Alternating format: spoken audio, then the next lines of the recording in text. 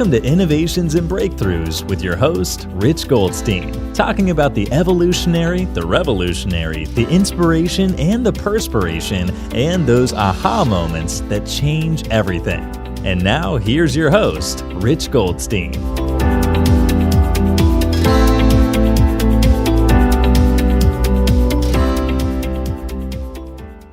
Rich Goldstein here, host of the Innovations and Breakthroughs podcast, where I feature top leaders and the path they took to create change. Past guests include Joe Polish, Roland Frazier, and Mike Calhoun. This episode is brought to you by my company, Goldstein Patent Law, where we help you to protect your ideas and products. We've advised and obtained patents for thousands of companies over the past 28 years. So if you're a company that has software, a product, or a design you want protected, go to goldsteinpatentlaw.com, where there are amazing free resources for learning about the patent process. And you can email my team at welcome@goldsteinpc.com to explore if it's a match to work together. You could also check out the book I wrote for the American Bar Association that explains in plain English how patents work. It's called the ABA Consumer Guide to Obtaining a Patent. I have with me here today Angel Tuccy. Angel is an award-winning speaker, radio host, TV producer, PR media specialist, and a 15-time best-selling author. With our help, her clients have been featured in thousands of major media publications, television, radio, podcasts, magazines, and stages. Her top-selling book, Get Discovered, is the how-to example for creating media exposure that she learned from hosting over 2,500 broadcasts and interviewing over 5,000 guests. Her clients call her the media matchmaker. It's my pleasure to welcome here today Angel Tuccy. Welcome, Angel. Richard, it's so good to be here with you today. Thank you for the introduction. Absolutely, my pleasure. So media is so important. And we were talking before about the importance of multi-channel. So like for myself, I find that a lot of the clients that work with me, it's not after seeing me in one particular place or visiting my website. It's after seeing me at an event, speaking on stage, then maybe listening to one of my podcasts, seeing me on someone else's podcast, and maybe through some other media, but it's usually I've seen you everywhere that seems to work in creating that new client. So let's talk about that. Let's talk about the importance of media. Well, absolutely. I find the same thing to be true, Richard. If they've seen me more than once, they've seen me in different areas or on different platforms, they are more likely to do business with me. We've created that brand recognition, and we've elevated our trust in the marketplace. And this is one of those things, like we were talking about, even Oprah. Everybody's heard of Oprah. Oprah is a shining example of leveraging all the media platforms. She is everywhere: radio, televisions, magazines, stages. She speaks everywhere.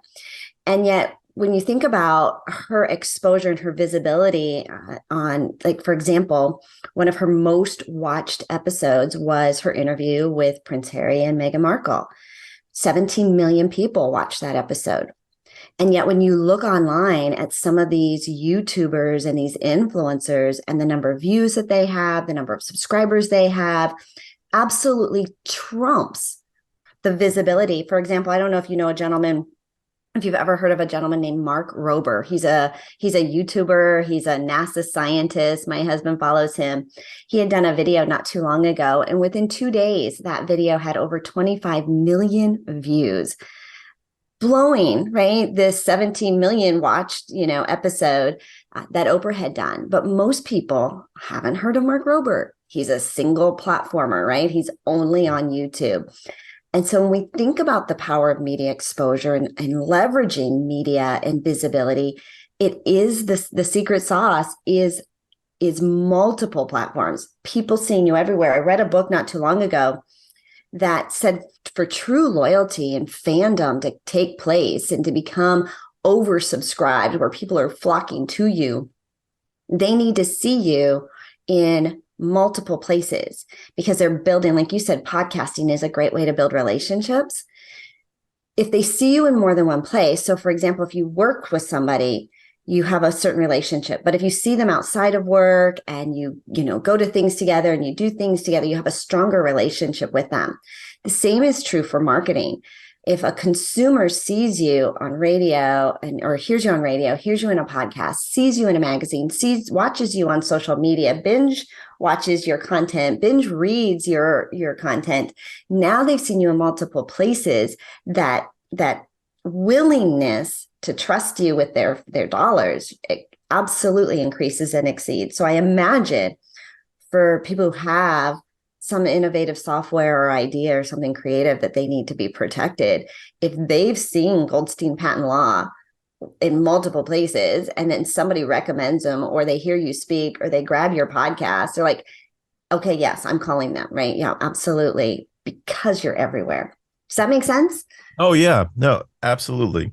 And so I mean, I guess it's clear that the media is a powerful tool for getting a message out there. And sometimes the media discovers someone, right? Sometimes they they are hunting for a story and they find you.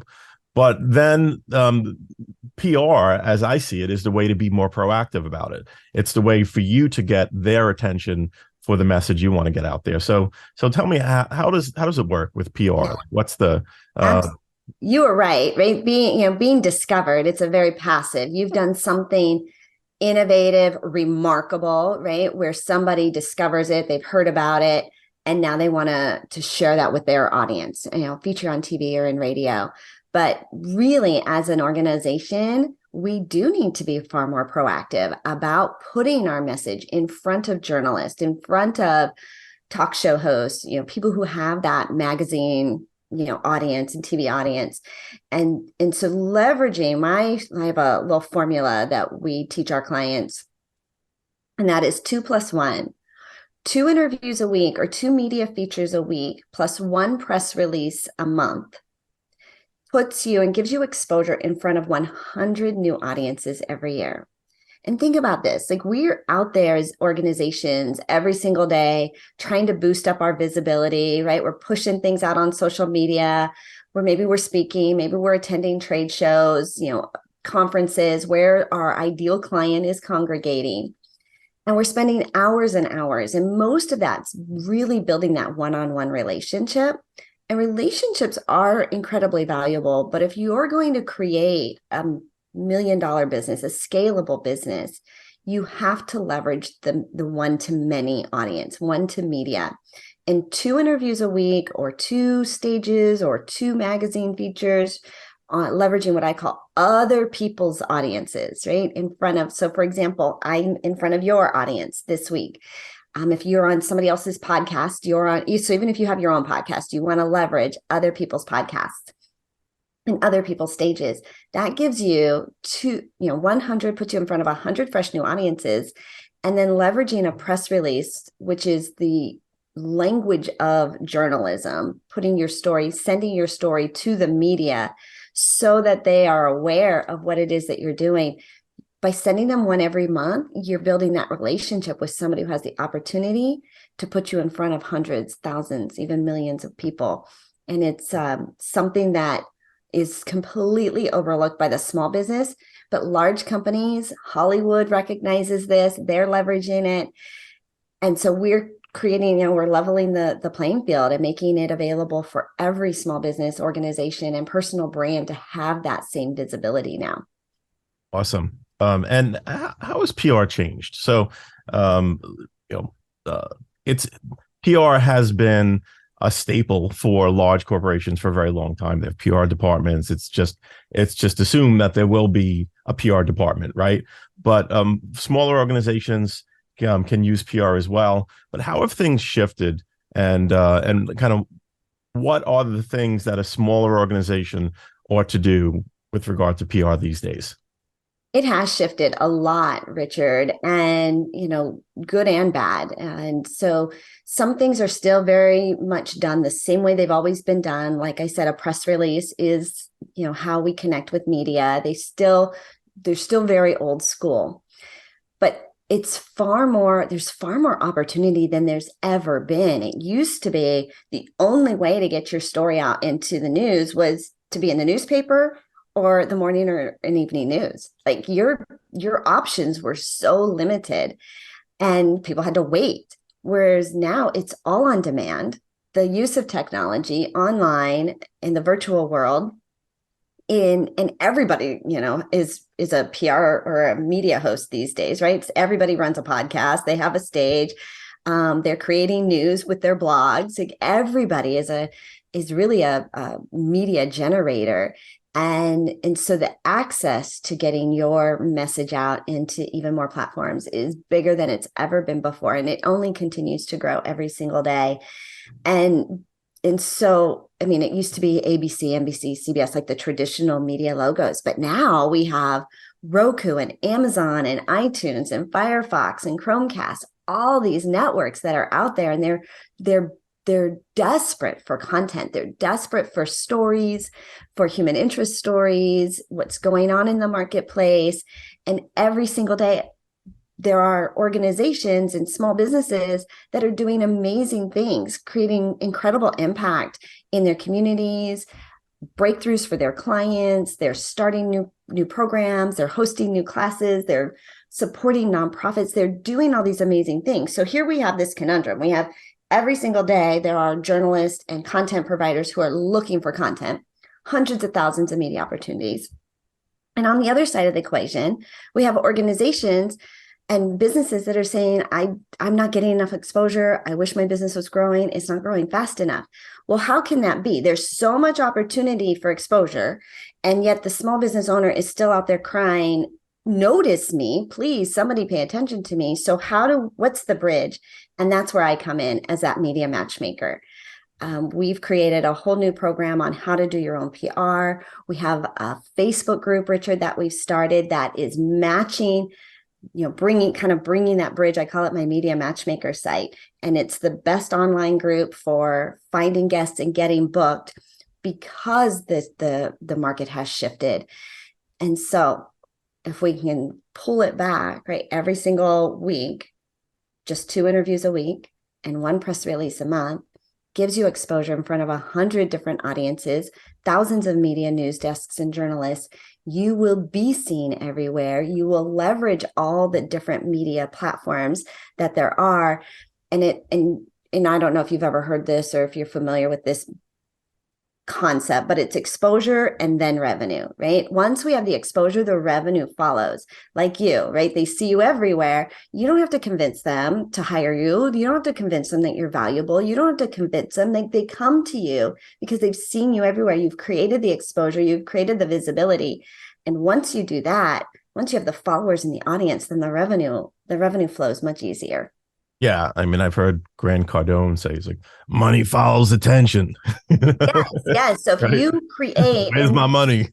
your first Grant Cardone goal, right, of business is to go and create attention, go and create followers, build your audience up. Mm-hmm. Once you have that, then it's about sales and providing value to them. But the audience comes first. If you don't have people following you, then you won't have people buying from you. Yep, absolutely. And I guess it's a matter of if you are, I mean, these days, there are a lot more possible people that can get you exposure. In the past, it was just a few major networks, some major newspaper outlets or major publishing companies. These days, there are everyone from the big media outlets to influencers who have met followers and are interested in content. So it's a matter of connecting with them. And it sounds like the reason people don't connect with them is they don't take action, and that action could be in the form of having you work with them directly to get that attention, to take the steps to reach the people that are interested in the message about them, craft the message and reach the people that are interested in the message, and could also take the form of just giving them the confidence to do those steps themselves, which I guess would come through some of the online programs that you've created, the digital programs you created to help them to understand what they can do and give them some actionable steps to take. We have, right? There are, having that message, knowing what to send, where to send it, who to send it to, what that looks like. And Richard, we've created a lot of free opportunities, free resources for people to get started, get your foot in the door, open the door, figure out what your message is, where to find the right contact or the right journalists who have the audience that you want to speak on. And I have a really easy, like simple little hack that just to get started, to find out, are there even media opportunities covering your topic, looking for guests of your expertise.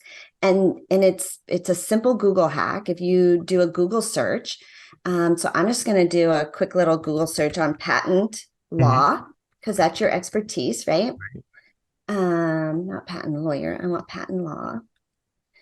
And when you go into Google and you do a search for something, it gives you the opportunity to filter out between images and videos, books, shopping.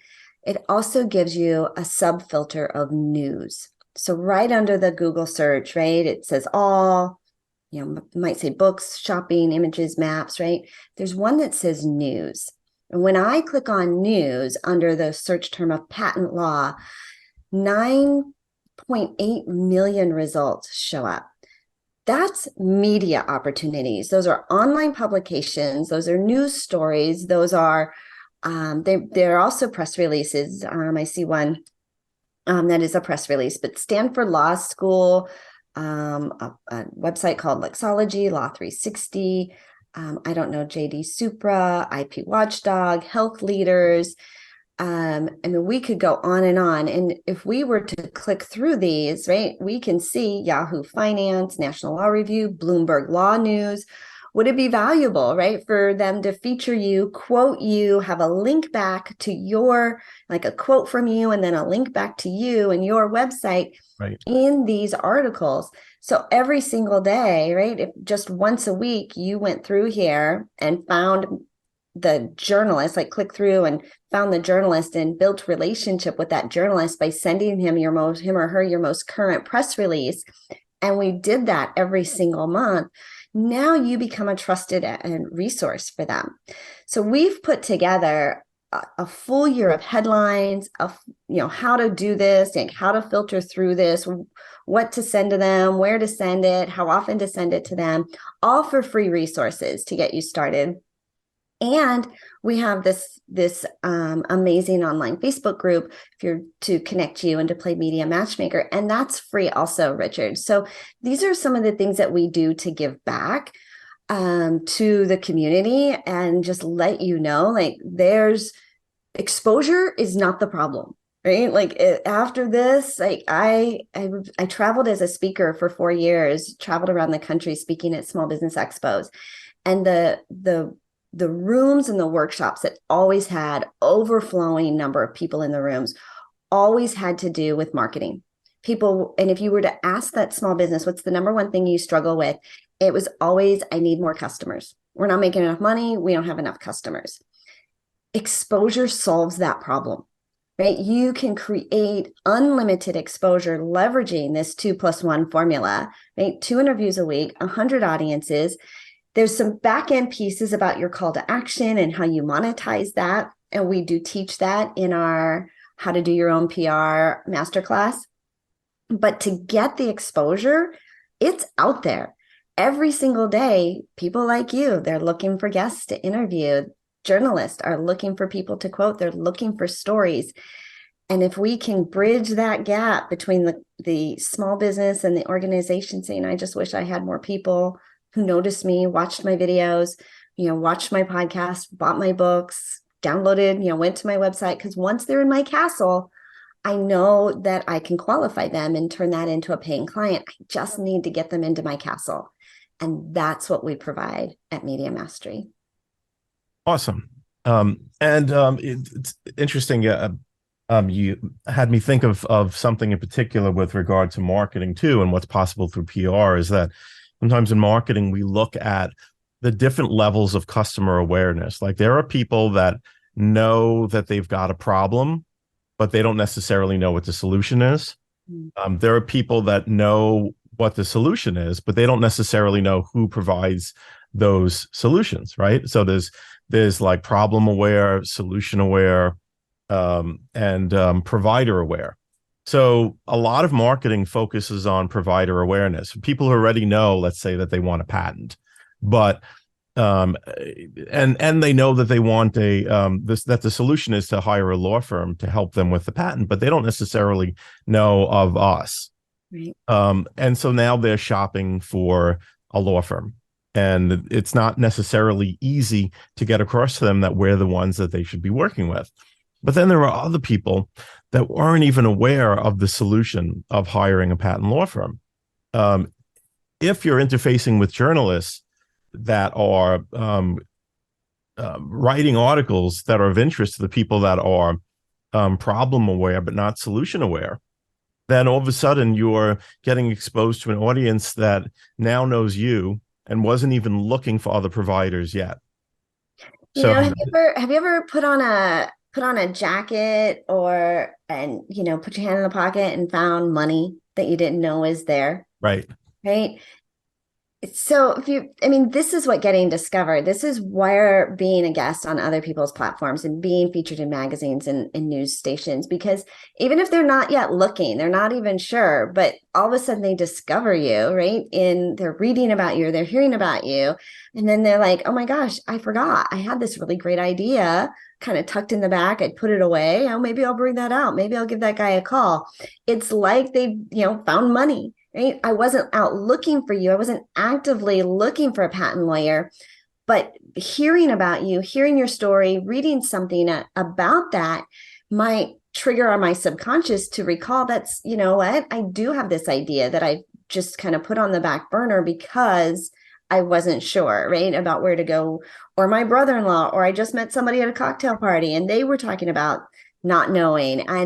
And so being seen and being visible is a matter of putting yourself out there, but rather than waiting for the journalist to discover you, what we want to create is getting discovered by your ideal client. So being everywhere and being seen in places that they weren't necessarily Googling you. They weren't looking for you. And I find it all the time.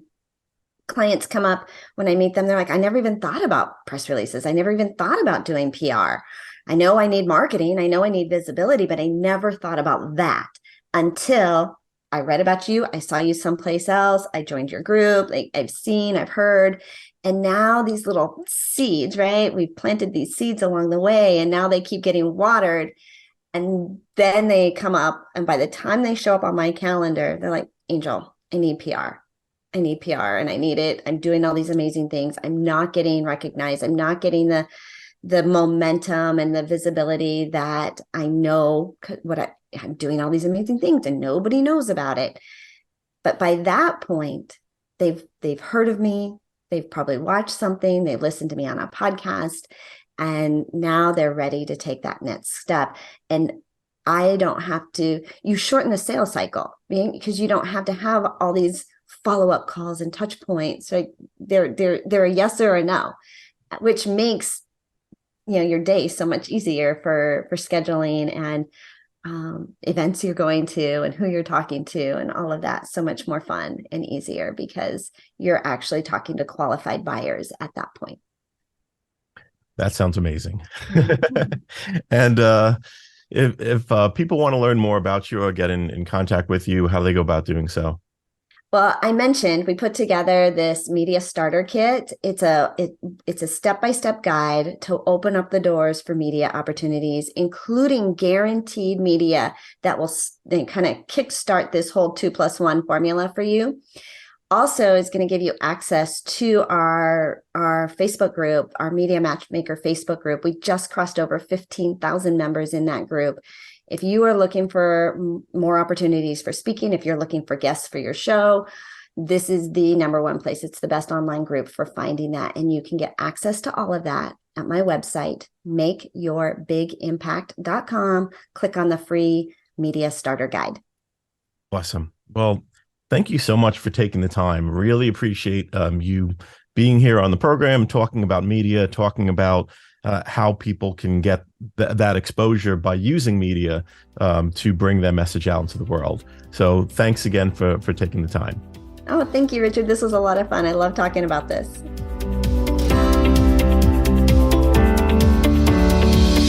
Thanks for listening to Innovations and Breakthroughs with your host, Rich Goldstein. Be sure to click subscribe, check us out on the web at innovationsandbreakthroughs.com, and we'll see you next time.